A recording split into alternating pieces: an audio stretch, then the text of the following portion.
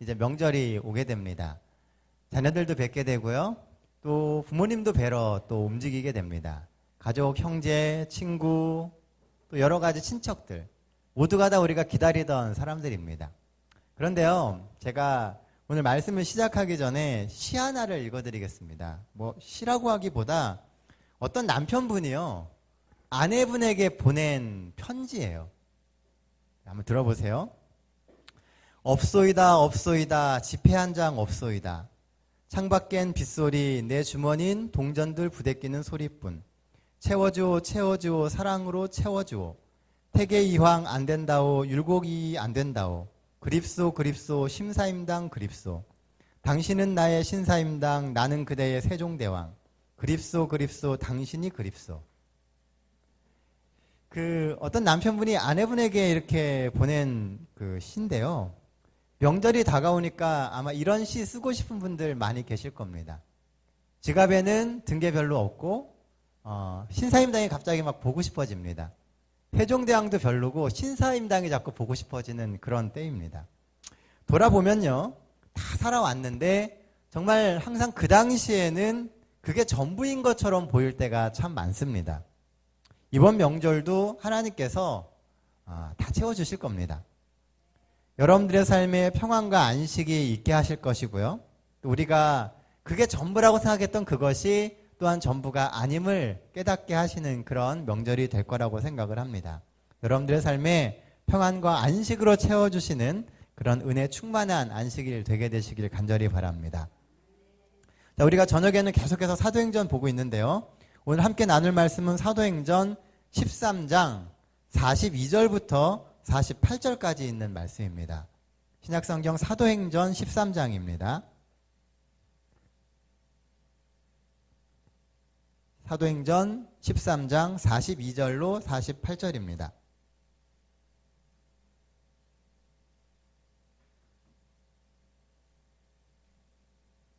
우리 한 절씩 번갈아 가면서 읽겠습니다.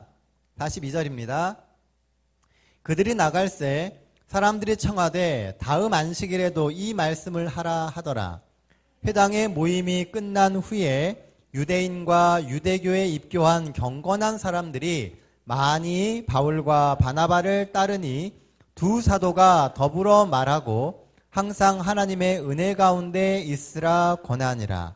그 다음 안식일에는 온 시민이 거의 다 하나님의 말씀을 듣고자 하여 모이더니 유대인들이 그 무리를 보고 시기가 가득하여 바울이 말한 것을 반박하고 시비방하거늘 바울과 바나바가 담대히 말하여 이르되 하나님의 말씀을 마땅히 먼저 너희에게 전할 것이로되 너희가 그것을 버리고 영생을 얻기에 합당하지 않은 자로 자처하기로 우리가 이방인에게로 향하노라. 주께서 이같이 우리에게 명하시되 내가 너를 이방의 빛으로 삼아 너로 땅끝까지 구원하게 하리라 하셨느니라 하니 48절 같이 읽겠습니다. 이방인들이 듣고 기뻐하여 하나님의 말씀을 찬송하며 영생을 주시기로 작정된 자는 다 믿더라. 아멘. 자, 오늘 우리가 나누게 될 말씀의 제목은 복음이 흥하는 곳에입니다. 말씀을 통해서 어떻게 하면 내 삶에도 하나님의 복음이 흥할 수 있을까 하는 것에 대해서 같이 좀 생각을 해보게 되기를 원합니다. 자, 먼저 본문에서 이야기하는 첫 번째 기별은요, 말씀을 붙들기에 열심을 내라 라고 하는 것입니다. 42절 43절입니다. 그들이 나갈새 사람들이 청하되 다음 안식일에도 이 말씀을 하라 하더라. 회당의 모임이 끝난 후에 유대인과 유대교에 입교한 경건한 사람들이 많이 바울과 바나바를 따르니 두 사도가 더불어 말하고 항상 하나님의 은혜 가운데 있으라 권하니라. 네.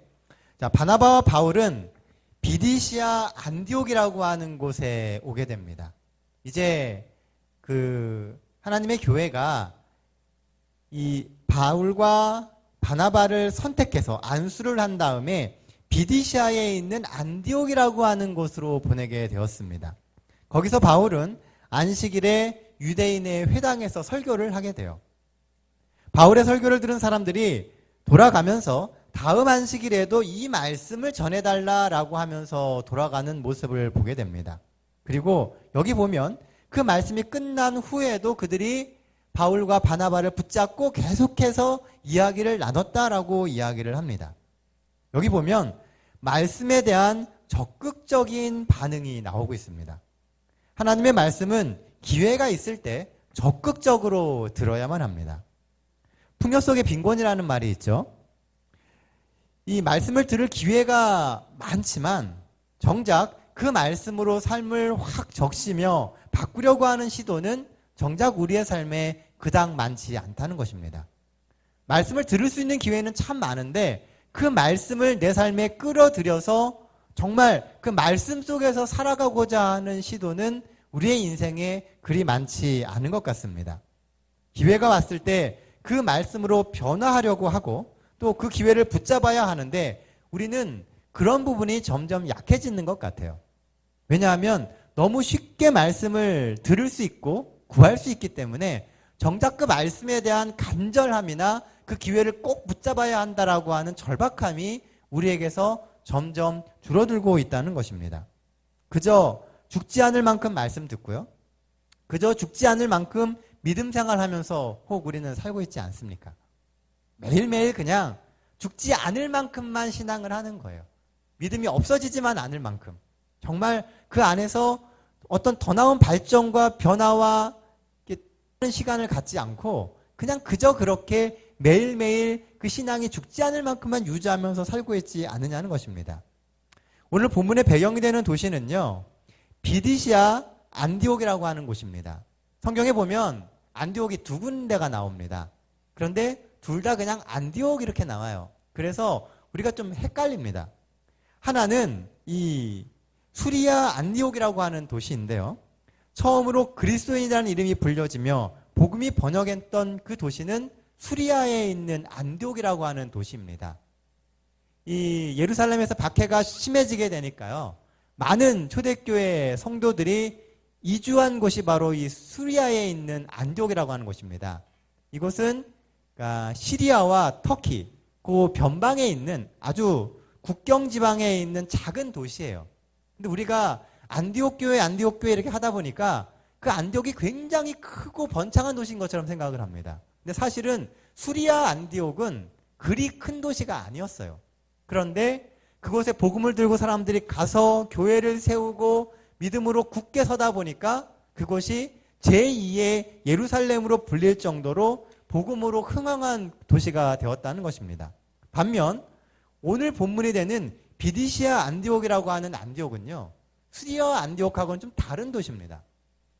이 비디시아 안디옥이라고 하는 곳은 당시 그 바울이 활동하던 그 당시에 시리아라고 하는 나라의 수도입니다. 그러니까 이 다른 이름이 뭐였냐면 동양의 여왕이라고 불릴 정도로 아름답고 화려한 도시가 이 비디시아 안디옥이었습니다. 도로가 발달해서 모든 지역으로 가는 길이 통하는 곳이에요. 그러다 보니까 다양한 문화와 상권이 형성되고 그 당시에 세속적인 종교활동 역시도 활발한 도시가 이 비디시아 안디옥이었습니다. 어느 시대 이건 돈이 많으면요, 자연스럽게 쾌락 중심의 문화로 바뀌게 되어 있습니다. 그래서 이 쾌락을 사랑하는 도시의 대표적인 특징들을 이 비디시아 안디옥이 다 가지고 있었습니다. 영적으로 타락하고 아주 이렇게 쾌락을 위해서라면 뭐든지 하는, 돈이 모든 것을 좌우하고 이런 곳이 바로 이 비디시아 안디옥이라고 하는 곳이었어요. 그런데 결국은 그 화려함 때문에 악한 도시로 바뀌게 되고요. 그 결과 타락한 도시의 상징으로 비디시아 안디옥이 나오게 됩니다. 지금 비디시아 안디옥은요, 완전히 시골 마을의 하나입니다. 사람들도 별로 살지 않고 정말 초라한 그런 옛날 도시, 그런 곳이 비디시아 안디옥이 되었습니다.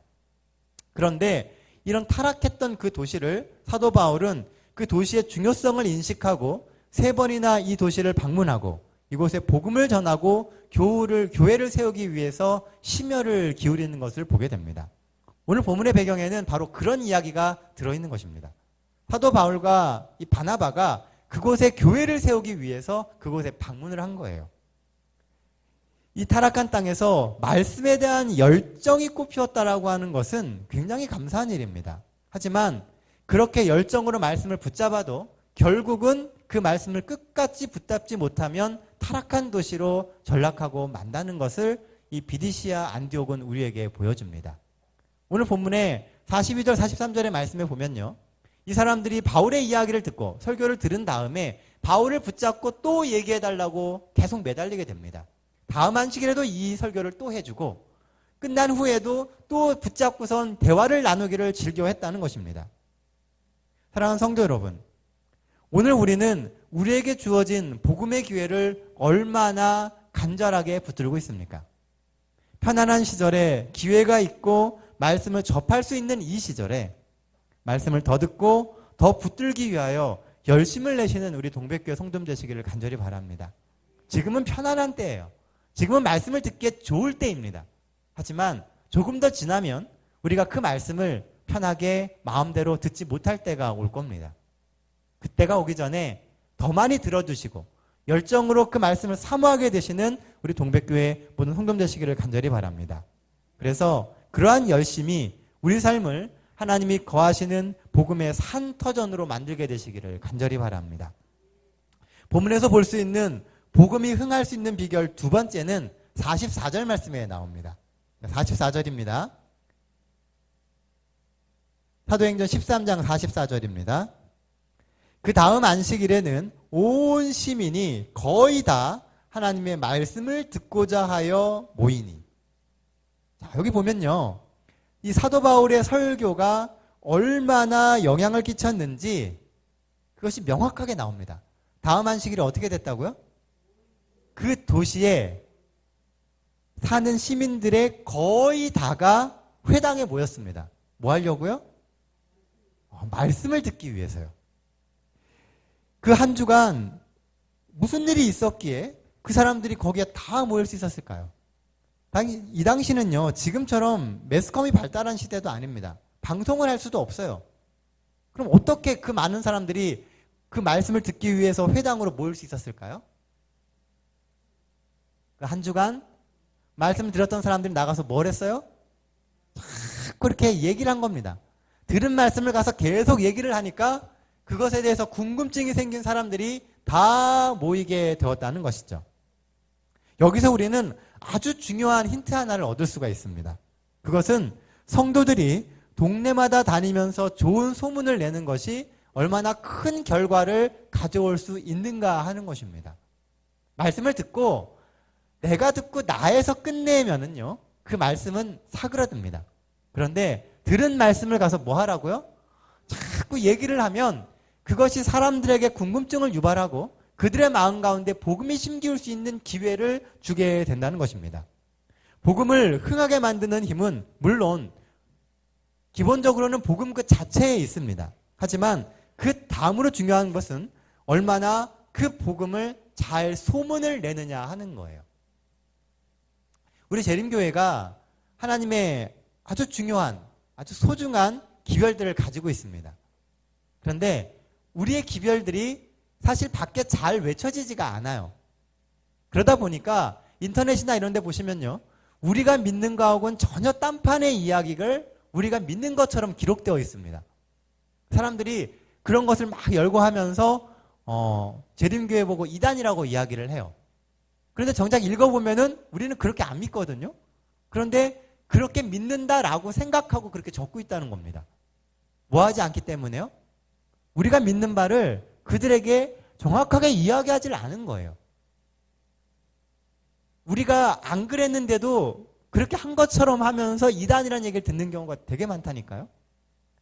들은 복음, 여러분들이 가지고 있는 복음을 나가서 자꾸 이야기해 주십시오. 그러면 우리 주변에 많은 사람들의 편견이 깨지고 그들의 마음 가운데 복음이 심기울 수 있는 힘이 생기게 되는 것입니다.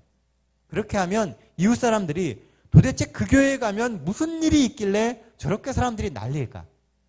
그 교회에서는 무슨 일이 일어나길래 사람들이 자꾸 저 교회를 갈까? 이렇게 생각하고 오게 되고 귀 기울이게 된다는 것입니다. 이 비디시아 안디옥을 그렇게 떠들썩하게 만들었던 것은요, 사실은 바울이 전한 복음의 내용 때문이었습니다. 바울은 이스라엘의 역사를 쭉 개관을 하고 있어요. 이 사도행전 13장을 보시게 되면요, 바울이 이 이스라엘의 역사를 쭉 이야기를 하면서 그 가운데서 인간들의 끊임없는 반역을 이야기하고, 그럼에도 불구하고 하나님의 은혜가 계속해서 임해왔던 것을 비교를 해가면서 계속 이야기를 합니다. 하나님을 그렇게 하면서 어떤 분인지를 증거하고 있다는 것이죠. 이것은 유대인들과 유대교에 막 입교한 사람들의 주의에 끌기에 충분한 주제였습니다. 쉽게 말하면 당시 사람들이 원하는, 그 사람들이 관심 있어 하는 그 주제로 복음이 접근되었다는 거예요. 사도 바울은 그 나라, 그 사람들이 관심 있어 하는 그 방식으로 복음을 전했다는 겁니다. 그냥 전통적인 복음의 방식이 아니고 그들이 원하는 방식으로 복음을 전했다는 거예요. 이 굉장히 중요한 겁니다. 사람들이 관심을 가질 만한 방법으로 접근을 해야지, 나는 이렇게 얘기할 테니까 듣고 싶은 사람은 알아서 오십시오, 이게 아니라는 거예요. 그들이 원하는 방식, 그들이 듣고 싶어하는 그 이야기를 통해서 복음을 전해야 됐다는 것입니다. 그런데요, 바울의 설교에는 사람들을 더욱더 놀라게 만드는 내용이 있었습니다. 그것은 바로 예수 그리스도의 십자가와 예수님의 부활에 대한 이야기였어요. 처음에 올 때는 이스라엘의 역사를 이야기하면서 그들이 관심 가져 하는 주제인 것처럼 들어갔지만, 그 이야기가 쭉 전개되면서 결국 그 모든 역사가 누구에게 맞춰져 있다고요? 예수 그리스도에게 맞춰져 있음을 보여주었다는 것입니다. 그렇게 됐을 때 사람들의 마음에 그 복음의 충격이 이르게 되었다는 것입니다. 바울이 전한 복음은 인생의 가장 근본적인 문제, 그 본질적인 문제에 대해서 이야기를 합니다. 하나님이 어떠한 분이며 우리에게 있는 그 영생이라고 하는 것이 어떤 과정을 거쳐서 죄의 구원을 이루는지에 대한 이야기를 했던 것입니다. 역사적으로 보면요, 이 문제는 언제나 인류의 가장 큰 관심사였습니다. 이것은 유행과 상관없이 늘 사람들이 추구하고 고민하는 거예요. 사람은 어떻게 될까? 우리에게 구원은 정말 있는가? 우리가 죽은 다음에 그 다음 세상이 있을까? 이런 것에 대한 것은 누구나가 관심을 갖는다는 거예요. 그래서 사도 바울은 그 이야기를 했던 것입니다. 그래서 도시의 거의 대부분의 사람들이 그 이야기를 듣기 위해서 사도 바울에게 몰려왔던 것입니다. 그러므로 우리는 기도하고 하나님의 복음을 잘 준비해서 갈급한 심령을 가진 사람들에게 분명하고 확신 있게 이 기별을 전해야 합니다. 복음을 전할 때는요, 영적이고 본질적인 것을 전해야 가장 효과적입니다. 그러니 항상 돌리지 말고 직접적으로 확실하게 하나님의 복음을 전하게 되시기를 바랍니다. 이제 머지않아 여러분들이 이 복음을 전하고 말해야 할 때가 올 겁니다. 저 같은 사람은요, 어느 시점이 지나면 더 이상 이야기를 할 수가 없습니다. 여러분들이 이야기하셔야 돼요. 그러니 스스로 복음을 정리해야 됩니다. 듣고 여러분들이 그냥 흘려버리는 그런 복음이 아니라, 이제는 여러분들이 그 듣고 그 복음을 정리해서 여러분들만의 복음으로 만들어야 된다는 거예요. 제가 예전에 그 청년들을 데리고요, 중국에 전도회를 하러 간 적이 있었습니다. 벌써 10년도 넘은 이야기예요. 근데 가서 제가 공식적으로 설교를 하면은 잡혀갑니다. 왜냐하면 거기서 불법이기 때문에. 그래서 제가 전도회를 하면서 옆에 그 교회 예배소장님, 그러니까 이제 그분 조선족이시죠? 그분을 옆에 앉혀놓고 제가 설교를 한 적이 있었습니다. 신고를 해서 공안이 닥치면 저는 앉고 그분이 일어나면 되니까요. 그렇게 해서 설교를 한 적이 있었어요. 그런데 앞으로는요, 그거보다 더한 일들이 우리에게 일어날지 모릅니다. 복음을 가진 사람들이 자신의 삶을 통해서 이야기해야만 되는 것입니다. 47절에 보면은요, 내가 너를 이방인의 빛으로 삼아 너로 땅끝까지 구원하게 하리라 라고 약속하십니다. 하나님은 우리를 이방인의 빛으로 세우신다 그랬어요. 우리를 통해서 저 하나님을 모르는 많은 사람들이 빛을 보게 만듭니다. 그들의 마음에 하나님의 복음이 심기우게 하는 통로가 누구라고요? 우리라는 거예요. 그러니 이제는 우리가 우리의 복음을 준비해야 될 시간이 오게 된 것입니다. 어쩌면 이 사도 바울을 통해서 이르게 됐었던 그 초대교회 소아시아 지역의 그 복음의 흥황은 사실은 각자의 복음을 준비했던 그 사람들의 영향력 때문이었습니다. 성경을 잘 보시면은요, 사도 바울은 교회를 세워놓고 자리가 잡히면 항상 떠났습니다. 그 교회 안에서의 부흥은 누가 만들어냈냐 하면 그 교회 안에 있는 구성원들이 만들어냈습니다. 복음을 가지고 있는 그 사람들이 자신이 듣고 배웠던 그 복음을 나아가서 뭐 했어요? 자신의 복음으로 만들어서 사람들에게 보여주었던 것입니다. 그래서 수많은 교회들이 새로 생겨나고 더욱 커지고 그 안에서 그리스도의 복음이 온 세계를 흔들 만큼 흥왕하게 되었던 것입니다. 그 결과 로마의 황실에까지도요, 이 복음의 이야기가 들려가게 되었고, 이 그리스도의 복음이 얼마나 소중한 것인지를 이 로마의 황실에서도 듣게 되고요. 성경을 보면 황실에 있는 가족들 중에 일부도 그리스도인이 되는 것을 보게 됩니다. 오늘 우리가 이야기하는 그 복음, 우리가 보여주는 그 복음이 세상을 바꿀 수 있는 영향력 있는 복음이 될 수 있습니다. 그러니 들은 말씀을 소문내십시오. 그리고 간절히 기도하면서 그 복음을 준비하게 되시기를 간절히 바랍니다. 들은 말씀을 가지고 나만의 복음을 만들어 가지고 사람들에게 전하시기 바랍니다. 듣고 사라지는 말씀이 아니라 듣고 정리되어서 여러분들의 복음으로 사람들에게 전해지게 되기를 간절히 바랍니다. 복음의 흥함은 바로 우리의 손과 우리의 입에 달려 있습니다. 우리가 얼마나 그 복음을 사람들에게 잘 전해주는지, 우리가 그 복음을 얼마나 많이 이야기하는지에 달려서 그 복음이 우리가 사는 이 지역에 흥할 수 있느냐 없느냐를 결정하게 되는 것입니다. 기도하며 기회를 구하고 기도하며 하나님의 말씀을 마음에 새기고 정리하시는 우리 동백교회 모든 성도들 되시기를 간절히 바랍니다. 여러분들의 삶에도 이런 복음의 흥함과 엄청난 부흥의 소식이 있기를 원하십니까? 저도 간절히 소망합니다. 그래서 우리 동백 지역에 그런 역사가 있게 되길 간절히 바랍니다. 요즘에 드는 생각에는 그 시간이 더 빨리 올 것 같아요. 그래서 우리가 더 많이 그 문제를 위하여 기도하고 또 우리에게 오는 그 사람들을 어떻게 하나님 앞에 자리 잡게 만들고 그들이 어떻게 하나님 안에서 더 나은 성도들이 되게 할지에 대해서 고민하고 기도해야 될 때가 온다라는 생각을 갖게 됩니다. 우리가 생각하는 것보다 더 빨리 그런 일이 생길 수 있습니다. 이 동백교회가 이 용인 전체에 또 더 나아가서 이 경기 남부 지역 전체에 영향을 끼쳐야 되는 시기가 곧 오게 될 겁니다. 여러분들이 그 일을 위하여 기도하시고 그 일을 위하여 내가 그때 무엇을 나누고 무엇을 준비해야 될지 기도하시면서 준비하게 되시기를 간절히 바랍니다. 복음을 전하면요, 이렇게 놀라운 일이 일어납니다. 그런데 그 놀라운 일이 일어나는 다른 한편에는 반대와 핍박도 일어난다는 것입니다. 오늘 본문에 그런 놀라운 일이 일어나는 그 반면에 그 뒷부분은 어떻게 돼요? 엄청난 시기와 핍박이 있게 된다는 거예요. 바울의 설교를 듣고 사람들은 감동을 받고 예수 그리스도를 영접했습니다. 하지만 다른 한편으로 유대인들은 바울의 설교를 반박하고 비방했습니다. 바울의 설교를 조목조목 들어가면서 틀린 것을 이야기를 하고 그가 이야기하는 많은 것들에 대해서 비방하며 틀렸다라고 이야기했다는 거예요. 게다가 유력한 사람들을 동원해서요, 오늘 본문 후반부에 보면은 결국은 바울과 바나바를 쫓아냅니다. 거기서 떠나가게 돼요. 왜 유대인들은 바울과 바나바를 핍박했을까요? 45절 말씀입니다. 자, 45절 보세요. 유대인들이 그 무리를 보고 시기가 가득하여 바울이 말한 것을 반박하고 비방하거늘. 왜 그랬다고요? 시기 때문이라는 겁니다. 유대인들은 바울과 바나바가 보면 이렇게 흥하는 것을 보고 시기하는 마음이 들었어요. 왜 그랬느냐? 자, 보세요. 비니시아 안디옥이 아까 어떤 도시라 그랬었죠?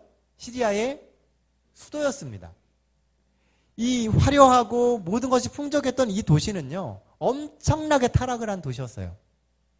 그들은 로마와 헬라의 영향으로 수많은 우상을 섬겼고요, 도덕적으로도 굉장히 문란했습니다.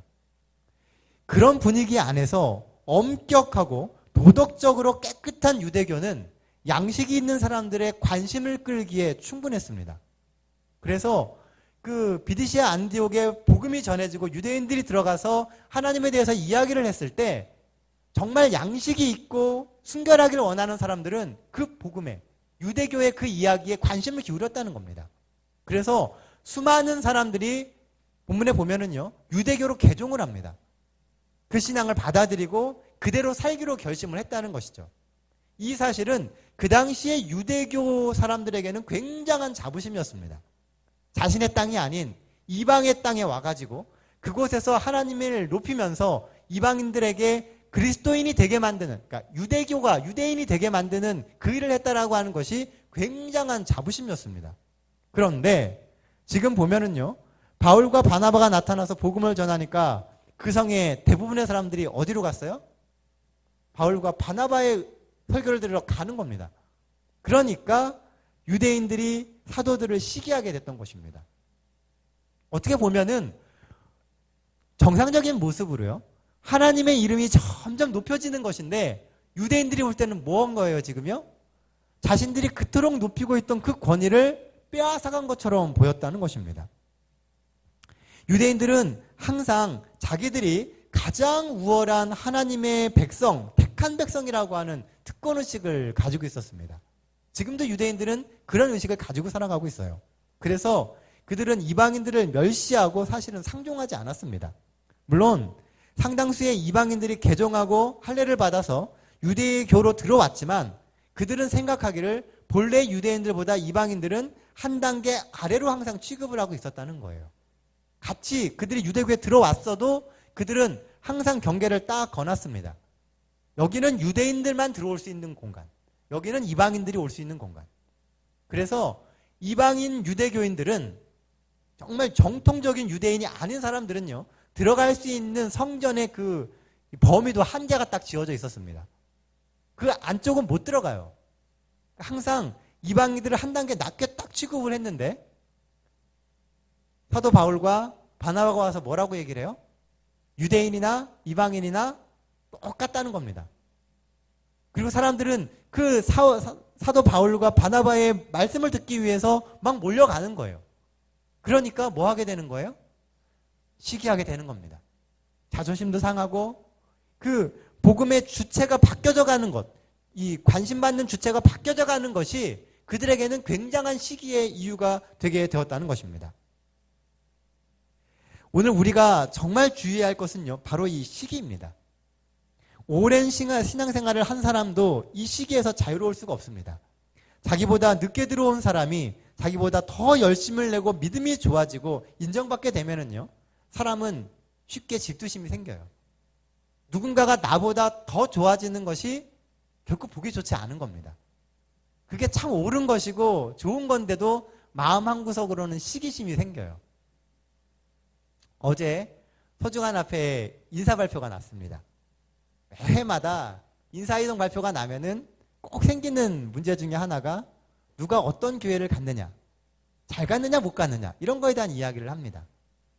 근데 그 이면에 보게 되면은요, 사실은 아무것도 아닌 건데 서로 간에 평가를 하는 게 들어있습니다. 내가 저 사람보다는 난 것 같은데 왜 난 더 작은 교회로 가지? 그런 거 있잖아요. 그런 생각들이 목회자인데도 그런 게 있다는 거예요. 교회 안에서도 똑같습니다. 내가 더 열심히 신앙생활을 하는 것처럼 보이는데, 내가 연수도 훨씬 더 깊은데 어떤 사람이 들어와서 열심히 해가지고선 인정받기 시작하면 그게 그닥 보기 좋아 보이지 않다는 것입니다. 유대인들이 지금 그런 상황에 딱 놓여진 거예요. 그러니까 가뜩이나 예수 그리스도 이야기를 해갖고선 눈에 가신데, 그렇게까지 하니까 사도 바울과 바나바가 곱게 보일 리가 없는 것입니다. 그래서 그들이 할 수 있는 모든 방법을 동원해가지고 핍박을 가하기 시작한 겁니다. 자기보다 늦게 들어왔던 그 사람들, 자기보다 분명히 복음의 후임자라고 얘기했던 그 사람들이 그 안에서 열정을 내서 하게 될 때 이 유대인들은 도와주고 그 복음에 귀 기울이기보다는 무조건 반대하는 입장에 섰다는 것입니다. 오늘 우리는 이런 시기심의 마음을 이겨내야만 합니다. 그들의 열정과 열심을 비하하고 깎아내리지 말아야 됩니다. 혹 이런 시기를 우리가 당할지라도 인간적으로 속상하고 힘들겠지만 하나님만 바라보면서 묵묵히 믿음의 길을 가시는 동백교회 성도님 되시길 바랍니다. 우리가 시기하는 입장에 설 수도 있고요. 그 시기를 당할 수도 있습니다. 우리가 그런 상황 가운데 놓일 수 있는 환경들이 앞으로 점점 만들어지게 될 겁니다. 여러분들의 이 동백교회가 더 좋아지면 좋아질수록 질투의 시선도 생기게 됩니다. 그 교회는 뭐 때문에 그렇게 될까? 또 우리가 이루어가고 우리가 추구하는 것에 대해서 비방을 하고 시기하는 사람들이 분명히 생겨납니다. 전혀 그런 거에 신경 쓰지 마십시오. 그리고 오직 우리에게 맡겨진 그 사명에 집중하면서 하나님이 맡기신 그 일을 해나가게 되시기를 바랍니다. 하나님이 우리에게 맡기신 것은 사람의 일이 아니고요. 하나님의 일입니다. 하나님의 교회를 섬기고 하나님의 교회를 흥하게 하는 거예요. 하나님의 복음을 세상에 나눠서 그 사람들이 그리스도인이 되게 만드는 일을 하나님은 오늘 우리에게 맡기신 것입니다. 세상에 시기가 온다 할지라도, 세상에 핍박이 온다 할지라도 그것에 아랑곳하지 말고 여러분들의 그 믿음의 길을 가게 되시기를 간절히 바랍니다. 자, 이제 말씀 정리하겠습니다. 첫째, 말씀에 욕심을 내십시오. 다른 건 다 욕심내면 안 되는데 말씀에는 욕심을 내야 됩니다. 욕심을 내는 사람이 더 많은 말씀을 가져갈 수 있고요. 더 많은 말씀을 갖는 사람이 마지막 때에 그 말씀으로 설 수 있는 힘이 생기는 것입니다. 주어진 기회, 그 이상의 욕심으로 말씀을 붙드십시오. 말씀을 더 듣고 그 말씀을 간절히 붙잡고 살아가므로 우리의 삶에 하나님의 성령의 역사와 또 이 시대를 살리는 생명의 기적이 펼쳐지게 되기를 간절히 바랍니다. 둘째, 소문내고 복음을 준비하십시오. 들은 말씀을 나 하나에서 멈추게 하지 말고 자꾸 소문을 내시기 바랍니다. 그리고 그 복음의 말씀에 관심을 보일 때 정말 핵심적인 복음을 전할 수 있도록 정리된 말씀을 준비하게 되시길 바랍니다. 누가 관심 가지면 목사님한테 가보자고 데리고 오는 게 아니고요. 그 기회에 여러분들이 바로 얘기를 해줘야 됩니다. 다음에 데려가려고 하면 이미 그 마음이 떠나버립니다. 관심이 있을 때 전할 수 있는 정리된 복음을, 여러분들의 복음을 만들게 되시길 바랍니다. 언젠가 우리에게도 분명히 기회가 올 겁니다. 그 기회를 위해서 말씀을 준비하고 들을 말씀을 계속 소문내는 우리 동백교회 모든 성도님 되시길 바랍니다. 그래서 사람들이 관심을 가지고 복음에 귀 기울일 수 있도록 그 변화가 얼마나 우리의 삶을 변화시키는지를 보여주므로 그들의 역시도 그 복음의 삶 속에 들어오고 싶게 만드는 그런 역사가 여러분들의 삶에 있게 되기를 간절히 바랍니다. 마지막 세 번째, 우리의 삶에 복음을 흥하게 만드는 마지막 세 번째 기별은요, 시기와 핍박이 와도 참고 이겨내는 것입니다. 모든 상황을 주관하시는 분은 하나님이십니다. 시기와 핍박의 상황도 결국은 하나님이 보고 계시고 지켜주고 계시다는 거예요. 시기와 핍박에도 분명히 하나님의 뜻이 있습니다. 다른 사람들이 복음이 흥해지는 것을 보고 좋아하지 않을 수 있습니다. 세상은 그리스도의 복음이 흥해지는 것을 결코 좋아하지 않습니다. 제일 싫어하는 것은 사단입니다. 그래서 복음이 흥해지면 반드시 그 가운데 사단이 들어옵니다. 호사다마라 그러잖아요. 좋은 일이 있으면 거기에 뭐가 있어요? 항상 막아 낍니다. 뭔가 문제가 생긴다는 거예요. 그 문제가 닥쳐오고 어려움이 있게 될 때 그 어려움 때문에 주저앉을 것이 아니라 이 일이 정말 옳은 방향으로 가고 있구나 라고 느끼면서 그 일을 위해서 더 기도하고 그 일을 위해서 더 힘을 쏟게 되시기를 간절히 바랍니다. 그런 시기를 받더라도 반응하지 말며 꾸준히 주신 사명 감당하며 사시는 우리 모든 성도님 되시기를 간절히 바랍니다. 구정입니다. 가족을 만나고 친지를 만나서 이런 복음을 전할 수 있는 더 많은 기회가 우리에게 생길 겁니다. 어쩌면 신앙의 문제 때문에 좀 서먹서먹하고요, 난처한 경우가 생길 수도 있습니다. 그러한 때 지혜롭게 하나님의 지혜를 구하면서 기도하며 지혜롭게 여러분들이 가지고 있는 그 복음을 나누게 되시길 바랍니다. 우리가 상상하지도 못하는 그 장소에서 하나님의 복음이 꽃필 수 있습니다.